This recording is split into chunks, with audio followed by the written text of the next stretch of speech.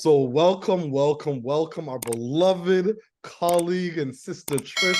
We so appreciate your remarkable and visionary leadership and consistent commitment to community economic development. And as always at Setsi, we begin all things by acknowledging our creator. We acknowledge all the original stewards of the various lands we're on. We acknowledge all our ancestors. We acknowledge all those who toiled without compassion or compensation. We acknowledge all our elders and community stalwarts, whose shoulders we stand on as we build, share, and learn together for our collective liberation and sovereignty. So Trish, can you please introduce yourself to our listeners and viewers and share a bit about your remarkable work? Thank you so much, Victor, for having me today.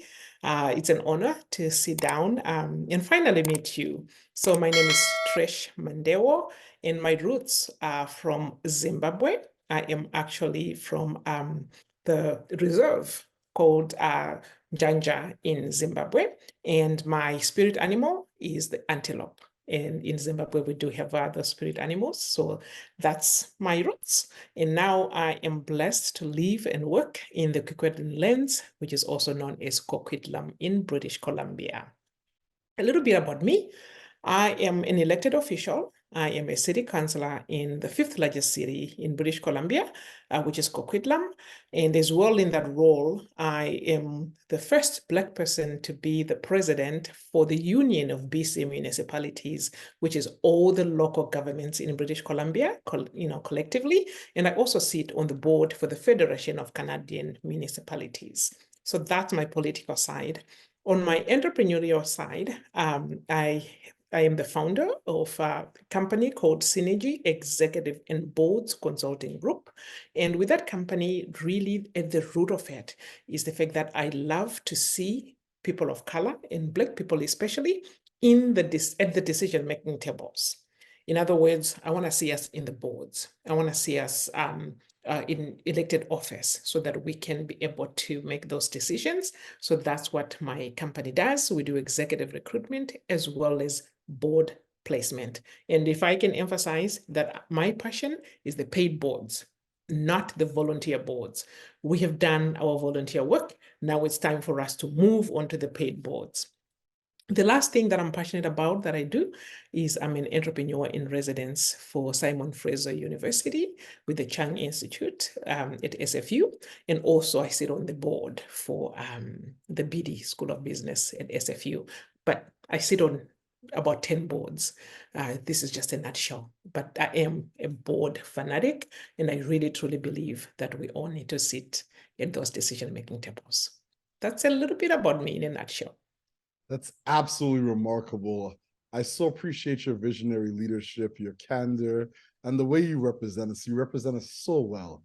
And all the governance and executive leadership experience that you have is just so inspiring in so many ways. So I give thanks once again. And it's truly a pleasure to be able to have you here and to be able to host you in this dialogue. So my next question is, what is inspiring you right now? What has you curious? What's lighting your fire? What's lighting my fire is having people be at the table. And I always tell people, if you're not at the dinner table, you're on the dinner plate. For the longest time, our people have been on the dinner plate, and other people have been making decisions for us. But what's lighting my fire is by seeing people like us that are stepping up to the table, and they're there, the decision-making tables, and they're asking the right questions, and they are challenging the status quo. And to me, that really brings joy to me because I've got a daughter who is 19 years old. And I want her world to be different than my world. And I want her world to be different than, you and I, like how we grew up. So as I see that change slowly coming, it brings me joy. But more so, I love the opportunity that's there for people like me and you to be able to change the narrative and to continue to say, you know what, we've been doing things one way for so many years, but now it's time to change. So the opportunity for change is what I'm hopeful and joyful for. That's incredible. Thank you so much. And, as we discussed, I have 4 children as well. So we have to have that 7 generations thinking as our our Indigenous brothers and sisters have always shared, and as our ancestors have shared, we have to leave the space better for our children. And if we're not thinking that way, then there's something truly wrong. So I give thanks for your leadership once again. So my next question is, what challenges and barriers do you face in your work? And what are some of the approaches you take to overcome some of these barriers and challenges? Yeah, for sure. Challenges, I always say challenges are actually opportunities, right? So the challenge that I see from my world, one is the fact that, especially if I'm speaking of Canada, in Canada, we have had the inequities that have been there for a long time. So I find that our brothers and sisters tend to self-select out. And with that, I mean, when you've got opportunity for people to be at the decision-making table, you find that people doubt themselves, that they don't see themselves in those places. And we often look at other people to make the decisions for us and to change things for us. So for me, my challenge is really to, if I could stand on the tallest mountain and shout to say, you have it in you to be able to be at the decision-making table, I would love to do that. So the biggest challenge is getting people to have that confidence to do so, right? So how I'm solving it is, again, by stepping into that governance space and training people in governance. I actually started in 2016. I was doing what I called the walk and talk governance sessions, where anyone that was willing to learn, I would take them on a walk in some of my favorite trails. And I'm like, here's what you need to know about governance. I'll tell them about the different models. I'll tell them about, the Roberts rules and the little things that they need to know that can give them confidence. I would do that. And I continue to do that now through my company. And I'm happy to say there are so many people that we celebrate now that now sit on boards and are effecting change because they've gone through the training that we provide. So that's a little bit, in a nutshell. I can give you so many challenges, but that's just one of them. Thank you so much. I appreciate the candor and vulnerability. Do you have a set of key priorities right now in your work? Yeah, my priority, it's, and I'll talk in two ways, from the political side and also from my private company side. From the political side, I would love to see more Black people step into political roles, be it local government or municipalities, be it provincial or federally. We have to be there, because if we go back to 2020 when George Floyd happened, I always reflect to how I was sitting in my home watching the TV and seeing people with placards saying, we need change, we need reform, right? From where I sit, I always say, we shouldn't be asking for other people to make the change. We need to be there, pushing the change from the inside out, right? So my goal and one of my priorities is to encourage people to be able to sit in political positions at all levels of government so that we can be able to push that. I was so happy last year. We got the Black Caucus, which was elected officials from all levels of government. We all met in Ottawa. And we were having a strategy of what we need to do in order to light the fire under people and to get them to run for different offices, right? So that's on the political side. On my business side, my goal, again, is to get people to come into the executive, into the C-suite, because for the longest time, we were held to the middle management level, right? The ceiling, the concrete ceiling was there, and we couldn't quite get into those positions, but now we can. And my company right now, we are constantly advocating for organizations to open up to that diversity. And on the board side, we are lucky that Bill C-25 actually gained assent in 2020. And Bill C-25 says that CBCA companies should diversify their boards by 2025. We're getting closer to 2025. So the appetite is there for organizations, because now they know, and the good organizations know that diversity actually improves the bottom line, it improves their innovation, it brings in creativity, right? So, and that also starts with the board.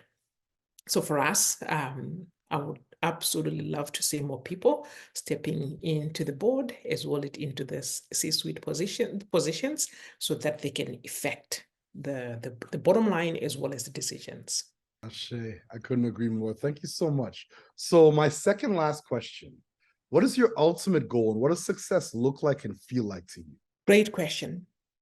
My ultimate goal is, number one, to make sure that the conversations that are happening in the boardroom have to be human-centered.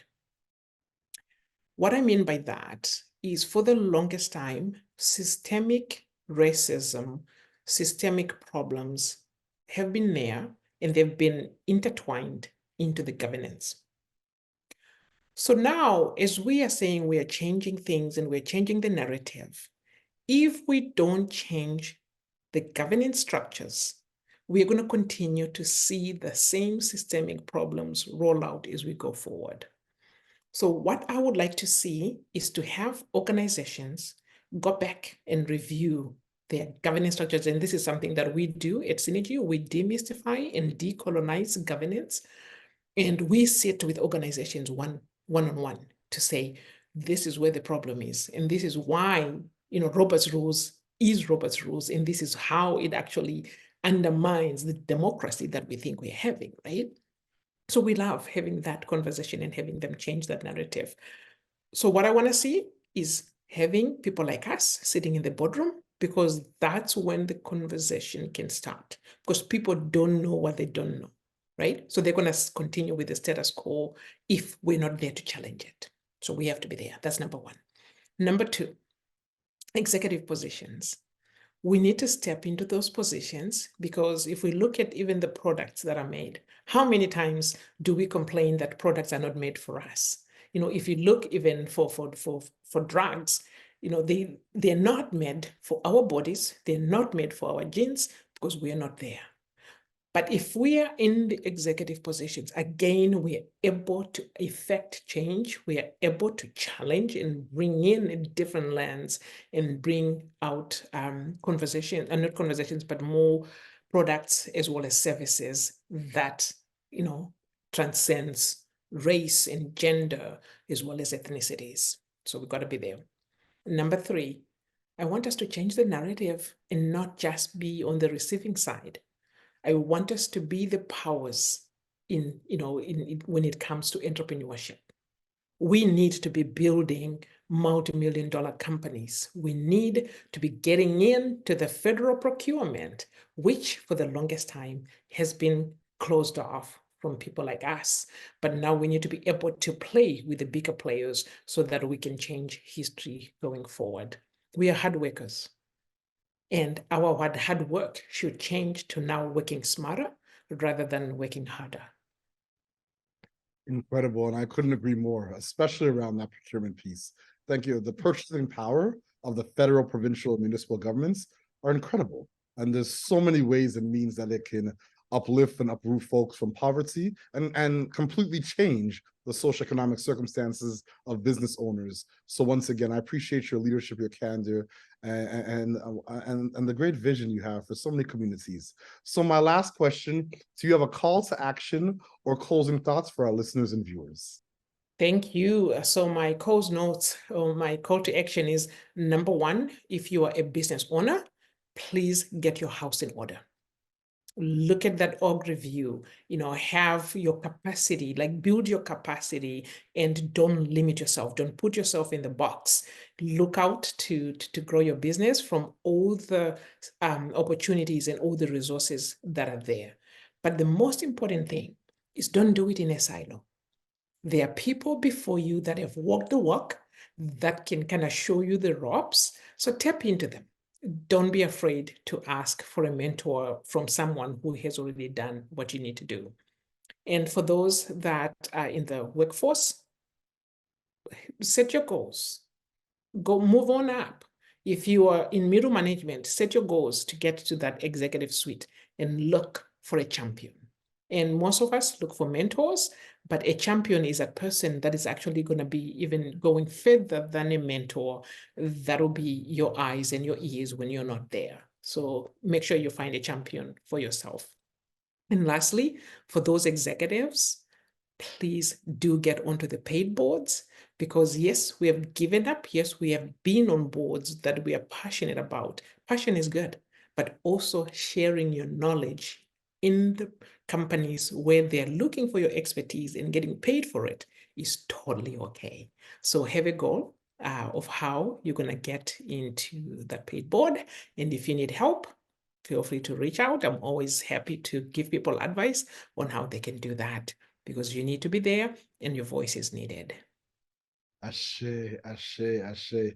Thank you so much, Trish, for all that you do for so many and all the words of wisdom and incredible guidance you provided to all our listeners and viewers. And as always at Setsi, we close the way we began, by acknowledging our creator, by acknowledging the original stewards of the various lands we're on. We acknowledge all our ancestors. We acknowledge all those who toiled without compassion or compensation. We acknowledge all our elders and community stalwarts whose shoulders we stand on as we build, share, and learn together for our collective liberation and sovereignty. Thank you so much, Trish. We so appreciate you. Ubuntu to you. Ubuntu, Uhuru, indeed.